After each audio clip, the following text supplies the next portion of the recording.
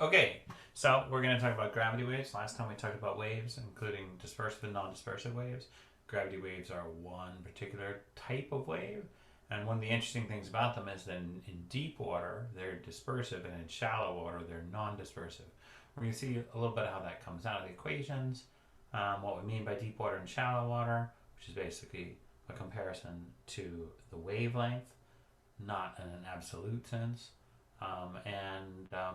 yeah, there are a couple of chapters on lunch that cover this topic. Lots of good stuff to think about there.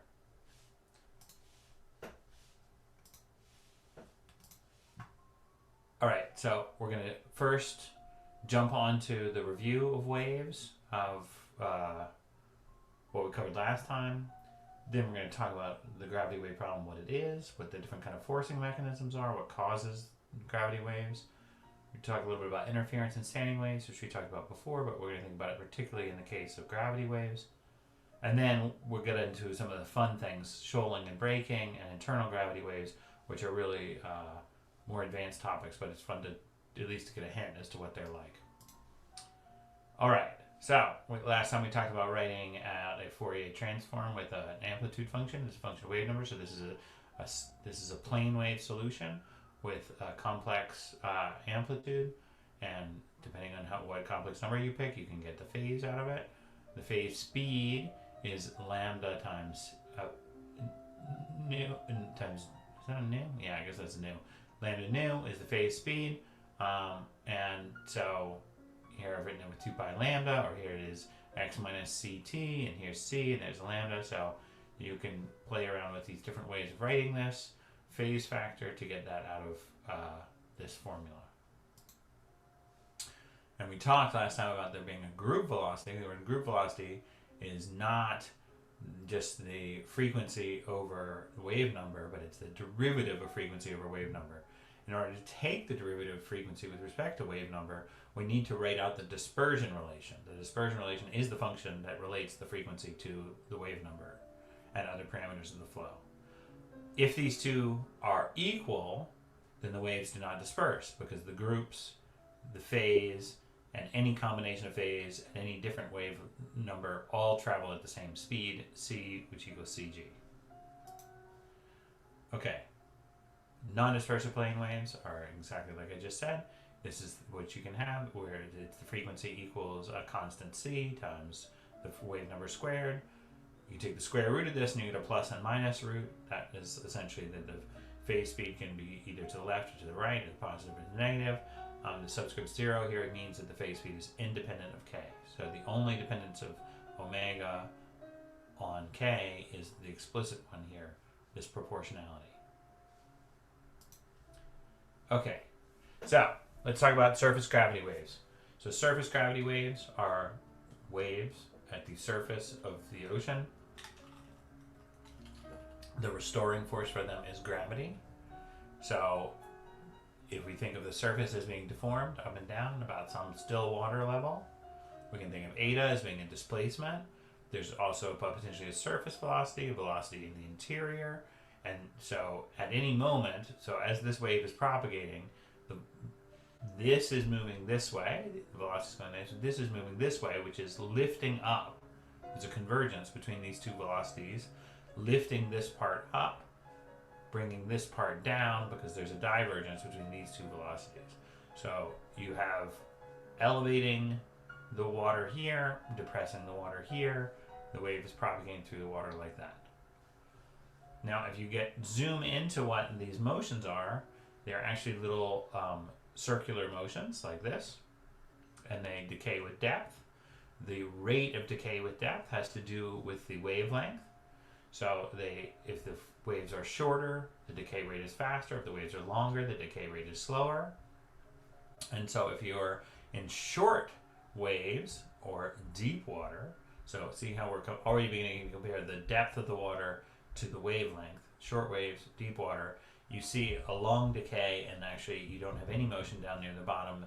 It decays relatively rapidly. Long waves, on the other hand, don't decay before you hit the bottom sufficiently, so rather than being circles, the orbits are a bit more elliptical, and indeed you have velocity all the way from the surface to the bottom. Okay, so how do we find equations for surface gravity waves? Well, typically surface gravity waves are taken to be irrotational and divergenceless, both flow underneath the surface. Normally this is just stated as an assumption, but it actually stems from the vorticity equation, the inviscid vorticity equation, which says that if there's no vorticity in the water, if you disturb the surface, you don't create vorticity in that. And so the surface gravity waves are irrotational and divergenceless, or put another way, you can write the velocity field, u and w, so the vertical velocity and some horizontal velocity in the direction of propagation, as a combination of a stream function and a velocity potential like this. And if in the divergence irrotational vorticity equals 0 case, that is, here is the divergence equals 0, and the that means that you can always write the velocity as a gradient of a potential like this. You put these two together, and so you plug in for that, you actually see that there's a Laplacian of this potential equals 0. That's the equation that you're actually solving. How do we get a speed out of that? There's no ddt, there's nothing like it. Well, actually, this is not the interesting equation. The interesting equation is the surface boundary condition. So the surface boundary condition is that the velocity equals 0 at the bottom for a flat bottom, the pressure equals 0, or atmospheric pressure, at the surface, and then the rate of change of the surface is equal to the velocity of the surface at the surface. This is an insanely complicated equation. This is a nonlinear term. Here's a matching at a moving boundary condition. So this is the real system, but normally what we do is we linearize this last one to make our life a little bit easier. But this set of equations is closed. You can solve them, and what you get out are, you can solve them after linearizing this, and what you get are surface gravity waves. So here's the linearized form of the equation. So here's the same, the vertical velocity at the flat bottom equals 0 at the bottom. There's no velocity through the bottom. The pressure matching now becomes a condition on the rate of change of the potential in time, and g eta, which is the amount of pressure you get from the wave going up and down. And instead of being evaluated at z equals eta, you're actually evaluating it the still water level now. So this basically says the rate of change of pressure has to do with the rate of change of the potential has to do with the pressure anomaly due to the eta going up and down. And similarly, instead of the d eta dt equals w, you now get d eta dt partial derivative, so linearizing rather than having the material derivative there, equals d phi dz, which is just the potential version of w. And now it's, instead of evaluating it at eta, it's evaluated at z equals 0 as well. So this is the linearized system. Now this system, together with this, you can solve in general. That's what we get for gravity waves. If you plug into this whole thing a plane wave solution like this, with an x and a y and a z dependence like this, here you get a class of solutions that looks like this, which is kind of hairy. The important thing to notice, though, is that it's periodic in x, it's periodic in y, it's periodic in time, and it has a cosh, which is like a decaying function, like an exponential, in z.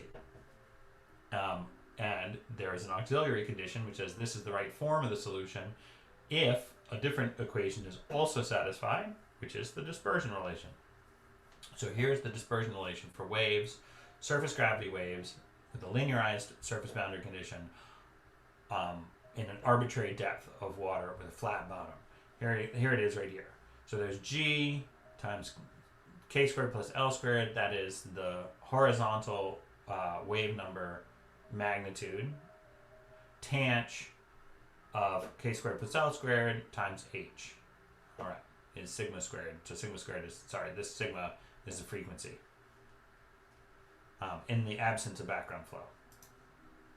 So what do they look like? They look like this, where you have concentrations of the upward moving surface where the wave is propagating, where a crest is propagating into, is coming together with all of these confluence of flows, and then where the trough is propagating, you have a difluence of flows where all the flows are flowing away from the surface is going down there. You'll notice that it's not like this velocity is going in the direction of propagation of the wave at all times. In fact, the water does not move with the wave. The wave passes through the water. The water is kind of coming together, lifting the surface, going away, dropping the surface. That's the way to think of it. And not a... and you also notice that the flow doesn't go through the bottom boundary. There is a fixed bottom boundary, and that is from that tanh function decaying off, and also the Koch function in the vertical structure of the potential. So in deep water, you get something like this, where the whole wave is decayed before you get to the bottom. Intermediate, you get something like this, which is top bottom, and in shallow water, you basically get very little change with depth. And what do we mean again by deep, intermediate, and shallow? We mean, if you look at the dispersion relation, is k squared plus l squared square root horizontal wave number magnitude times h, a big number, a small number, or an intermediate number. Because when this gets really, really big, tanh of a really, really big argument is just positive 1. Tanh of an argument very close to 0 is proportional to the thing inside. So you can see that this dispersion relation gains this extra factor inside of the tanh when tanh is small, that is shallow water. When tanh of this k times h is really, really big, deep water, then you lose that extra factor of k. So that will be the key way in which k is coming and going in our system. Okay, so here's the overall dispersion relation at the top for arbitrary depth. And then here is the phase speed, which is just the frequency divided by k. And then here is the group speed. And you can see that the phase speed, the group speed is equal to the phase speed over 2 plus some factor that depends on k times h. So some factor that depends on the depth. When the depth gets really, really small, that second factor goes to 0 over 0, but it goes to in such a way that it's 1, and then you end up getting Cg equals C. And then when the depth gets really, really deep, that second factor gets the second factor. It's sinh, not sine. The second factor goes to 0, and then you get Cg equals C over 2. So shallow water, Cg equals C. Deep water, Cg equals C over 2. Intermediate depths, you got to figure out what this 2kh over sinh kh is equal to. So these waves are dispersive because Cg is not equal to C in all cases. They're not non-dispersive when you're only in very shallow water. Okay? So if we take the limit, the deep water limit, kh greater than 1, the deep water limit, then we can simplify, and we find that the group velocity is 1/2 the phase velocity, or phase speed, the group speed and the phase speed are related by 1/2 to each other. So it's just short waves. Deep water are dispersive case. Do the opposite, which we just talked through. kh much less than 1, then tanh kh is approximately equal to kh. You plug in, you get an approximation that sigma is approximately equal to k times l times the square root of gh. So the phase speed is square root of gh, and the group speed is also equal to the phase speed. Long waves are not dispersive. Deep water waves, long waves. Okay, so let's plug in some real numbers and see how this all comes out. Here's a nice table from Garrison that just shows us how this function pans out over some typical real-world parameters. Wavelength in meters from 0 to 600 meters. You get period from about 1 second up to about 20 seconds. And the speed of propagation in meters per second goes from 0 to about 30 meters per second.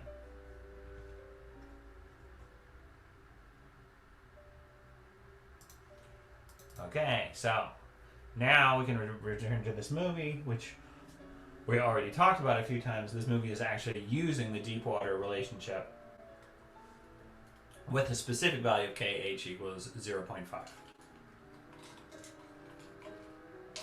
For the, KH for two different wavelengths. So KH for the smaller wave number, longer wavelength is 0.5. For the shorter wavelength, higher wave number is 1.2.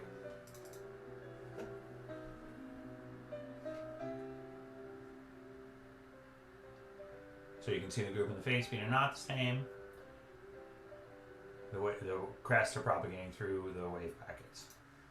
We do the same thing, but in shallow water. So we just make the water 10 times shallower. We don't see any dispersion at all. The waves are propagating without changing their shape. Okay. So, surface gravity waves travel at the surface. Gravity is the restoring force, but sometimes we also talk about waves by categorizing them by the disturbance that causes them. Frequently, people talk about wind waves, which result from the wind blowing on the surface of the ocean. A tsunami, or sometimes a seismic wave, is a type of surface gravity wave forced by seismic activity in the ocean bottom, like an earthquake or mudslide. Tsunami actually means harbor wave, which has to do with the way that the wave focuses its energy as it travels into shallow water. A tsunami is typically very hard to detect in deep water. It's a deep water or long wavelength wave. So, but when it gets into shallow water, then it suddenly rises up and gets very big. Storm surge is a type of wave. It's a surface gravity wave forced by wind and low pressure in the center of a cyclone. Tides are a combination of surface gravity waves and Kelvin waves forced by the changing gravity of the moon and sun. These are some of the types of gravity waves you might be concerned about.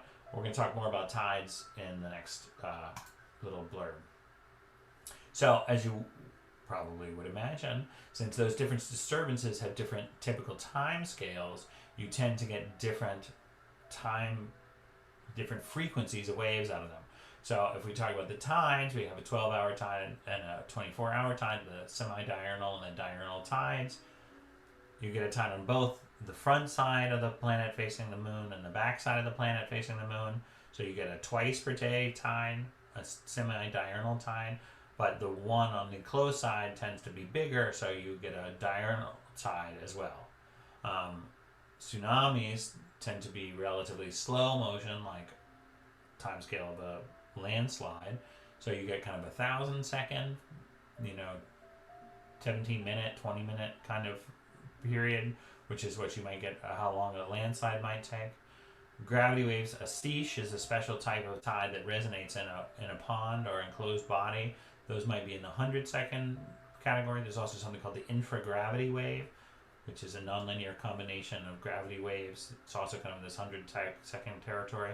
And then wind waves tend to span from about the 20-second window down to the capillary waves that are really, really fast in time.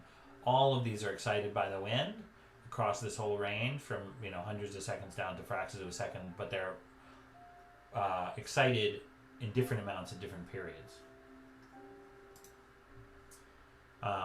Most of the waves that you see at the beach are formed from wind, either locally, because the wind is blowing, or remotely swell. Once you form wind, it propagates in the direction of the wind. If the wind dies off, the waves will continue propagating, and they turn into swell, which is like long period, very steady, very consistent waves that are stable to propagate for tens of thousands of kilometers. They can swell travels across the ocean from a storm, so you can actually detect the evidence of storms far away through monitoring the swell. Okay, so we all know from going to the beach that waves tend to break, especially when they get into shallow water. And it turns out that a good a good rule of thumb for when this happens is when the height of the wave over the wavelength crosses about 1:7 ratio. When they get taller than that, they tend to break. So 7 across, 1 high, that's about what you get. Now, why would that happen in shallow water? Well, in shallow water, you are changing your dispersion relation as you come in, so you're actually bringing the wave crests closer together. They're also getting taller in order to carry the same amount of energy in the same amount of time. And so the waves steepen as they approach shore, and then they break when they reach this critical steepness. There's a concept called fully developed wind waves, which is not one particular wavelength of waves, but it's actually a whole spectrum of waves. And it takes a while for them to get there, and a while could be measured either in the duration of the wind blowing consistently from the same direction, or in the fetch, which is the linear distance over which that wind has been applied. So in an enclosed basin, you don't get a fetch of a certain distance unless that basin is really big. So in a pond, you actually never see the fully developed wind waves, but in open ocean, you almost always see fully developed wind waves, or something similar if the wind has been steady for a few hours. But you can see it has to be steady for quite a long time. If the wind speeds are very high, 70 hours, 3 days, if the wind speed is up at 92 kilometers per hour. So you don't really tend to see fully developed wind waves under a hurricane, for example, because they're not that constant. Even though they do have these wind speeds, they don't stay put for 70 hours, allowing this fully developed wind wave result to form. What they mean by fully developed is at the beginning you start to see waves of a particular wavelength that are excited by that particular wind speed, but over time those waves merge and interact with the neighboring wavelengths until you get the amount of momentum being put into the waves and the amount of momentum being taken out of the waves by white capping at smaller scale waves balances out, and then you get a steady injection of momentum and energy from the wind into the waves, from the waves into the current when they break.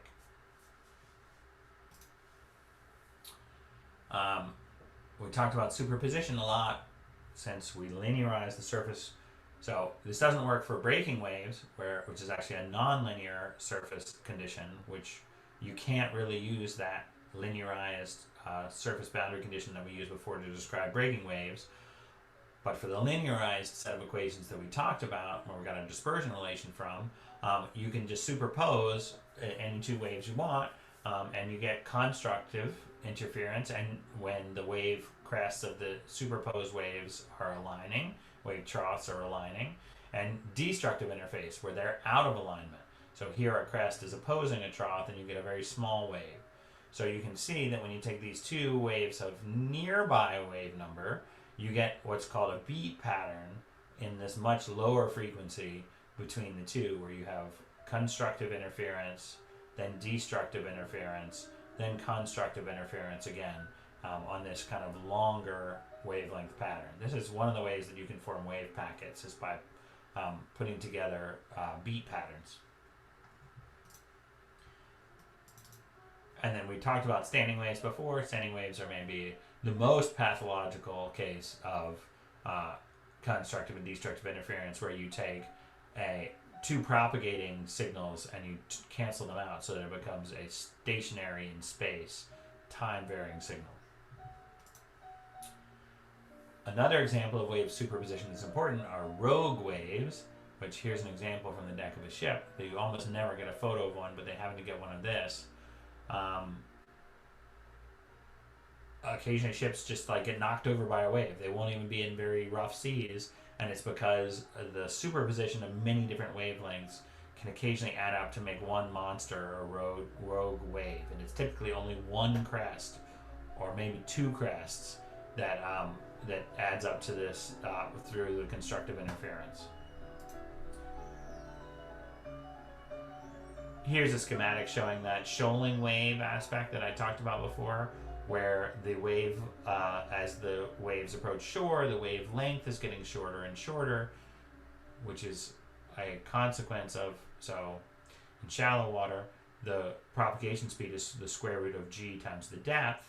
So as the depth is getting shallower and shallower, the phase speed and the group speed both are getting shorter and shorter. The wave will tend to preserve its frequency or its period as it comes into shore, but it will contract its wave number, contract its wavelength, make its wave number go up in order to keep that period now, but traveling at a slower and slower propagation speed. So that tends to shorten the wavelength, and then in order to keep the same amount of energy passing per unit time, that tends to make the waves taller. And so if they are getting shorter and taller, they're getting steeper, and when you get steep enough, you start to break in the zone that's called the surf zone, which is typically over a particular range of depths for a particular wavelength of incoming wave.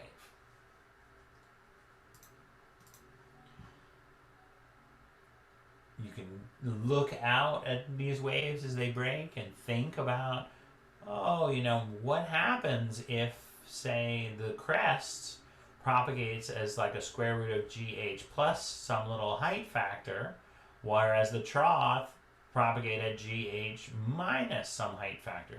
This isn't exactly the correct formula for the nonlinear solution to waves, but it's not too far off. It's a pretty decent approximation. So if you think of this wave is propagating to the right. If the crest is propagating faster than the trough, the crest is going to overtake the trough, which means that you're going to steepen this edge between crest and trough until it turns over in a pretty feature like this.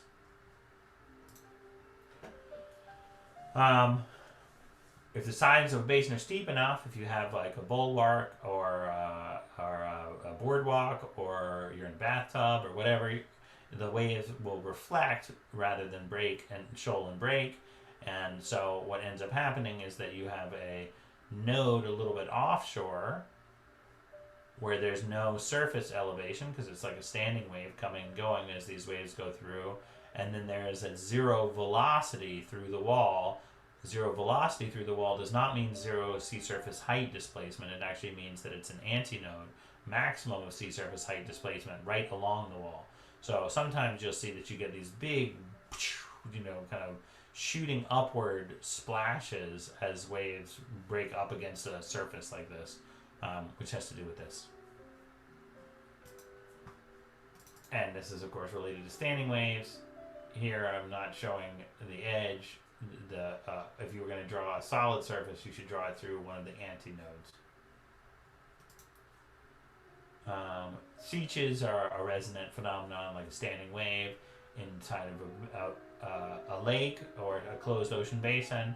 And so between Toledo and Buffalo, there's a nice Seach pattern, which is shown here. That Toledo is going down and Buffalo is going up because you have this kind of sloshing pattern in the lake between them. Now, as the wave is moving by, the surface of the water is actually not moving very much, or it's moving these little circles. And so if a seagull is sitting on the surface, you might think that the wave would carry the seagull away with it. But it doesn't, because the medium does not move as a wave propagates through it. So instead, the seagull is just going up over the wave and pretty much stays in place. Maybe goes back and forth a little bit, but not too much. It's because of these orbital velocities going around and around in a circle, pretty much adding up to zero. There's a small drift because as the trough comes on, you don't get quite the same velocities that you do when under the crest at the surface. So there is a little mismatch between the velocity under the crest and the velocity under the trough, which ends up being the Stokes drift, which is a phenomenon like this. And you can see that rather than being in circles, if we track the motion of a particle, so the Lagrangian history, rather than the Eulerian velocity orbit, which is a little circle, we don't come quite back to the same place because we're going faster at the top of our loop, being closer to the surface, slower at the bottom, and so we get this kind of spiraling pattern And the average of that rate of propagation of the spiraling pattern is the Stokes drift.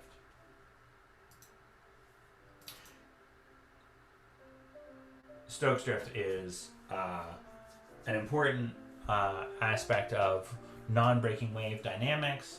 And when you think about what non-breaking waves are, when you're not at the coast, this is what waves look like out in the middle of the ocean.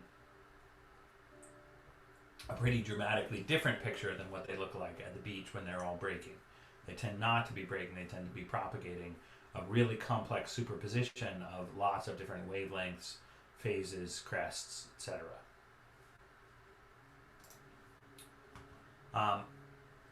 Waves also refract as they come into the shoreline, because they slow down when they get into shallow water. You get beautiful refraction as the wave approaches shore, so that when you get to shore, the waves are much more parallel to the shoreline than they are when they are farther out, which is a beautiful thing to watch.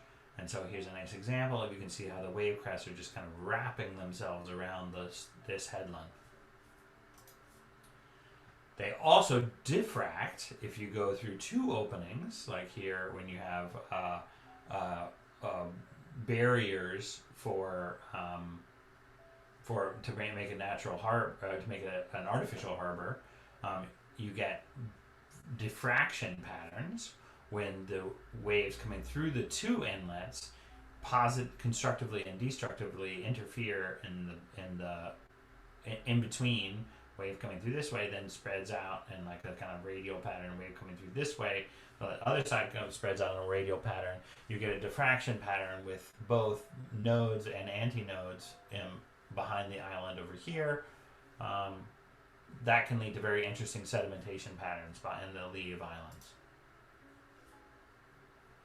So as you're out at the beach, you can look for these things. Parallel shore, perpendicular to shore. Think about that as you're staring at the waves.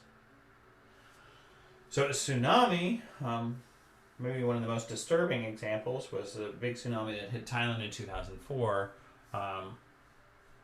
They are massive waves, very long wavelength, propagating, filling, so they are a shallow water wave, but in very deep water. When you get a displacement fault like this at the ocean floor, it suddenly perturbs the sea surface and you get this propagating wave, and it can cross the ocean basin. Here's one crossing the Indian Ocean in about 8 hours from the Thailand tsunami.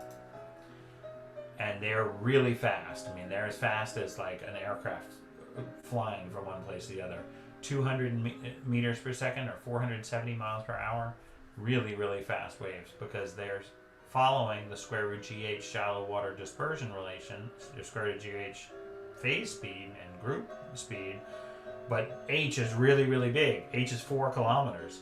So square root of 10 times 4,000 is is where you get this 200 meters per second out of it.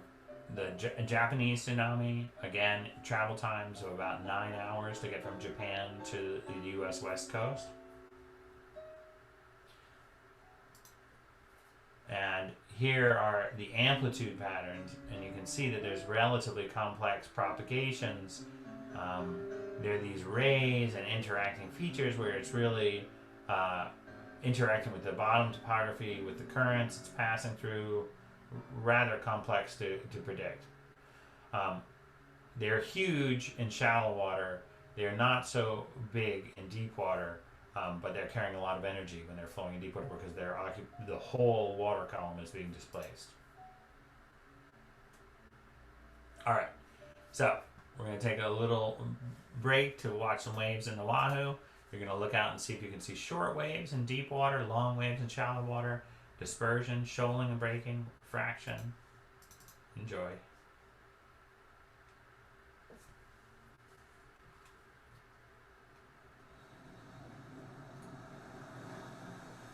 Well, the breaking wave is pretty obvious.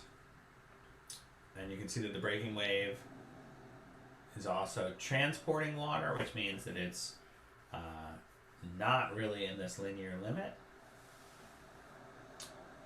But now if you look out a little bit deeper, can see a large superposition of waves.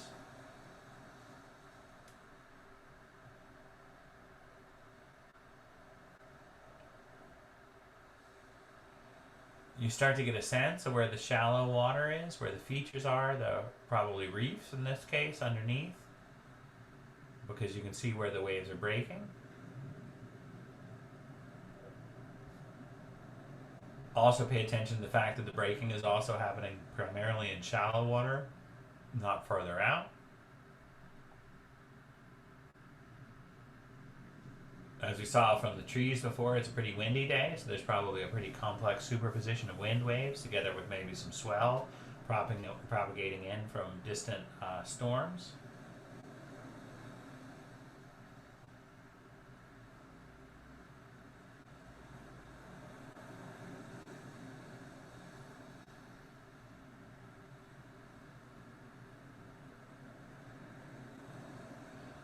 You get a rather complicated pattern in shallow water when you have the outflow undertow from one wave interacting with the incoming crest of another wave.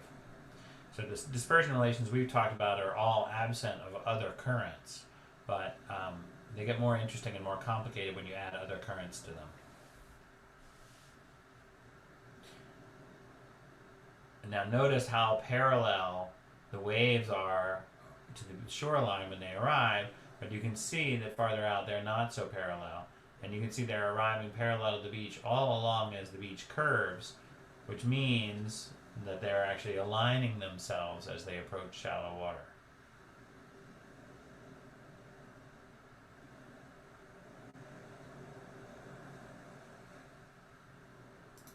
Okay, let's go to a different place to see a wave. So there are lots of these videos. This is a fairly famous place to surf.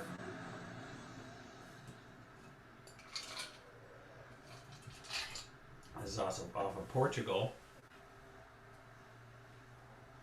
So this wave is in such deep water that it is going so fast that there's no way that a surfer could paddle fast enough to catch this wave. So that's why they have to be towed by a jet ski to get started.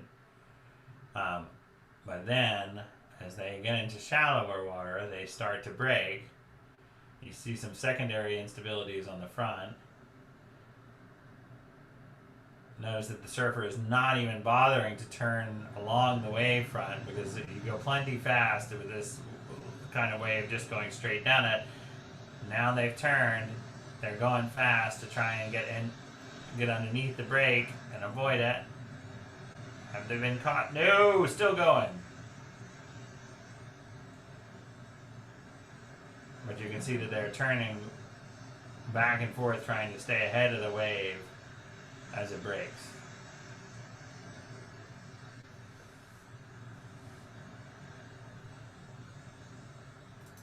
Okay.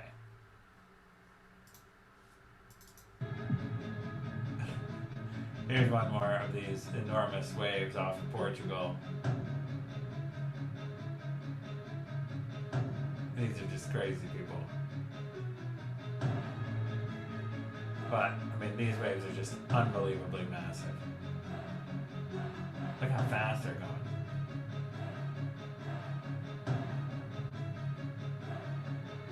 Alright, well anyway, there's lots of these videos online if you want to go watch them. Alright, what about internal waves? That's the last topic that we're going to talk about in this video. If there is an interface between light water at the surface, like the mixed layer or the water above the picnic line, and then denser water below, you can actually get waves on that interface between the light and dense water. In fact, if you have a continuous stratification, you can have them propagate in 3 dimensions. But for now, let's just think about light water sitting on dense water, and you have maybe instead of having a wave on the surface, you have a wave on the interface. So on the internal interface, an internal gravity wave is on an internal density interface, not on the interface at the surface between atmospheric density and oceanic density. They tend to be slower and bigger in both the vertical and their wavelength and the horizontal than surface gravity waves. They are part of what causes the dead water effect, which is the idea that if a boat is traveling, most of the energy in pushing a boat forward through the water is actually in producing the waves. It's not friction against the water, it's making these big waves. There's a lot of energy being radiated away from the boat by the waves itself. If you're traveling relatively slowly, you're not making many surface waves, you'd think that you would be relatively efficient in going. But some of the Scandinavian oceanographers noticed that when they were traveling in fjords, which tend to have light water, very, very fresh water, on top of salty, very, very dense water, they would occasionally slow down as they came into the fjord without changing their engine speed. And it was because they had started to produce these waves on the density interface between internal gravity waves between the lighter freshwater and the heavier salty water. And so that was where their energy was being sapped from the boat's motion. In continuous stratification, you get a relatively insane dispersion relation that looks like this, which is like the buoyancy frequency of the stratification times the cosine of the angle is the frequency. So this is a rather more complicated thing than what we're going to discuss here. But the point here is that you can have continuous wave propagation in lots of different directions. Internal waves and continuous stratification propagate in 3 dimensions. And they actually propagate in a very peculiar way in that their group velocity is perpendicular to their phase propagation direction. Perpendicular. So, as the phase propagates here, phase propagating this way, the group velocity is actually along the crests, which is extremely strange. So here's an example in a lab where this is linearly stratified fluid and they're moving this little parcel, and you would see these beams moving like this, moving in this direction, and then that means that the energy is actually radiating along those beams outward from the motion. So here's an example in the lab. You can see that the beams are moving kind of perpendicular, but they're spreading out farther and farther away. The group velocity here is actually away from the stirrer towards the edge of the domain, but the phase is perpendicular to that, kind of downward and forward.